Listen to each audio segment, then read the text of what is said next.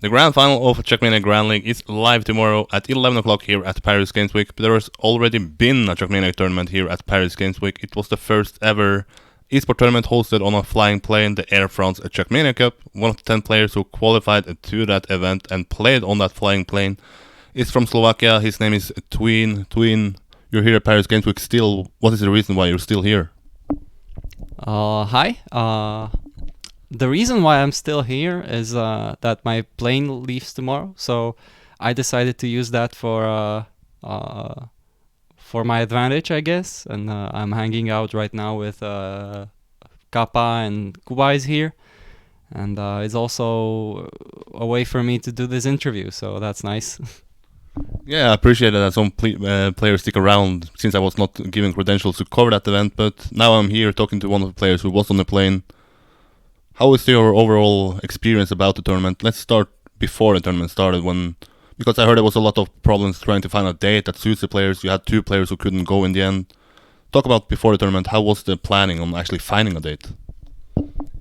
Well, finding the date was tough. I understood that there is going to be a lot of problems with that because it's 10 people. It's really difficult to if you have a group of 10 friends, it's difficult to go outside in the evening. Not to mention putting them on a plane in Paris. But somehow it was managed. It was managed pretty well. It's unfortunate for the guys that couldn't make it, but.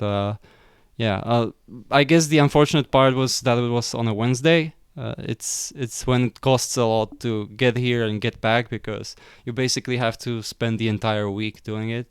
So that's unfortunate. But other than that, I think in the end it was managed well. Like the guys from the Trackmania admin team, John and Block, Yep. they really did all they could to manage us. So that was a job well done, and thanks.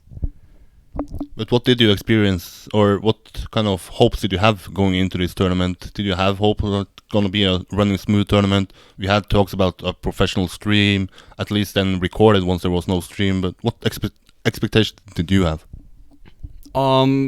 Given that it was supposed to be on a plane, obviously I expected a lot of technical difficulties, and you have to appreciate that the tournament really happened in extreme conditions, and you basically have half an hour of the flight to do something, and obviously there are some problems with everybody's setup and such, and you don't even have time to solve them. You just have to wing it.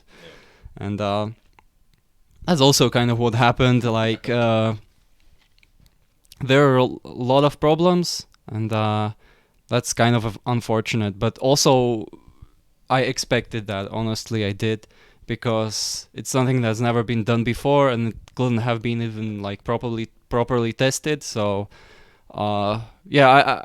looking back, it's obvious that the problems that were there, that they would be there. So, yeah, I think it kind of went in line with my expectations, I guess.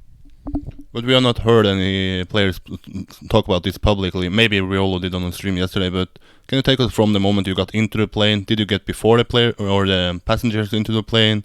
Did you get chance to pick where you were supposed to sit and such? And if you had any problems, did you get any help? Before we boarded the plane, we had a chance to test out the tablets that we were going to play on and set our inputs.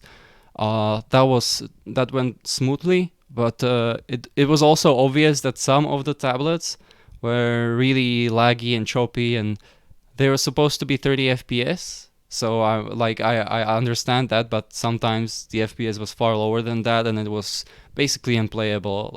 Let's be honest. And so I think I tried to communicate that, but I also know that it was super difficult at that point to change things.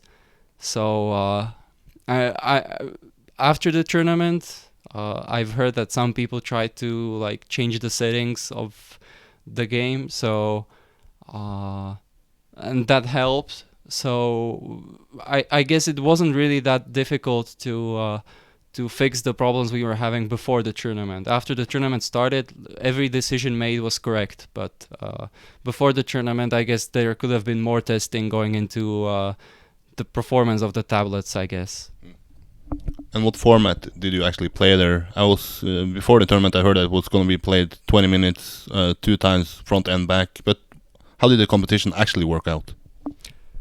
So, as I said, it kind of worked out by the expectations, because I know that, for example, John, I'm going to mention him mostly, but I know that there's been more people going into like the organizing of the tournament.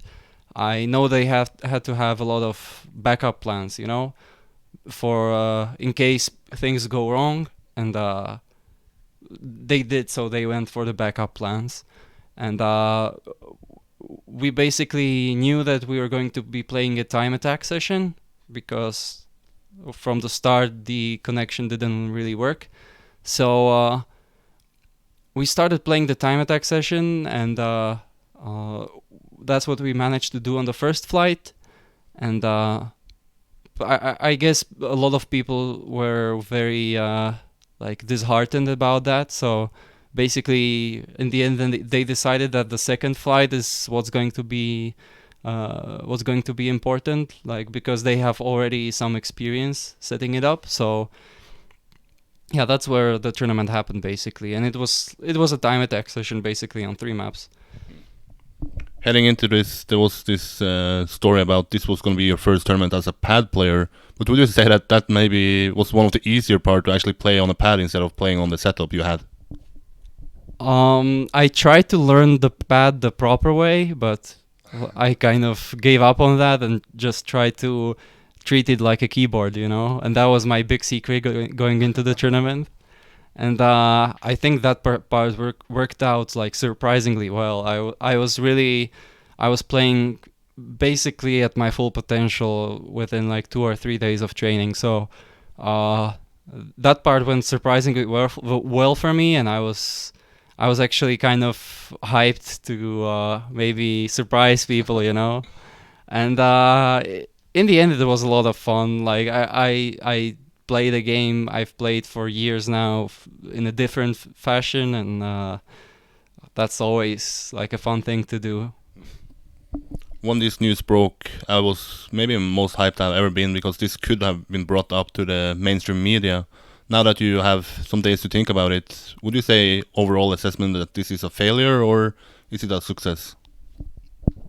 Like, a failure is too strong of a word, but there are also some things that definitely could have been worked out better. And yeah, exactly like you said, when the news first broke out, I was super hyped.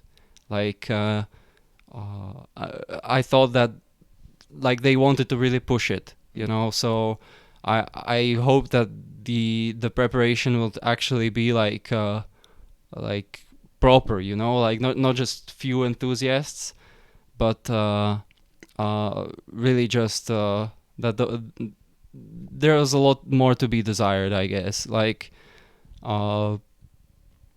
in the end, we played a time attack session, and let's face it, that's not really how you want to play a competition. I mean, maybe it could have been set up as a show match or something like that. I think that will be a more proper format for something like this. So yeah, I think it was a little I don't know how to say it. Like the players that went there maybe expected more, because you have to basically set up some time for it. You have to travel. You have to pay for the trip and so on. So in the end, it was a little disheartening, I'll be honest. We saw Massa posting yesterday that he has talked to some of the guys behind it, and maybe there's going to be a second edition of it.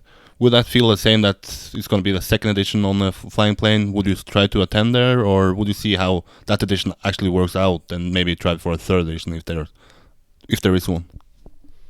I guess that will depend on if I would feel that there would be more testing going into the competition, like, environment that will be there. So Yeah, that will be what would be important for me if that happens. I hope it will. Like it's still, I think there is potential for even in-flight tournaments, and generally it can really help the game be more in the spotlight. So, last question is the topic about the Trackmania Grand League that is live tomorrow at 11 o'clock. You had last year a second place here. Your teammate won it last year. He's still in the final here. Any predictions here? Who's going to win it? Kappa, Bren, Papu, or Pack?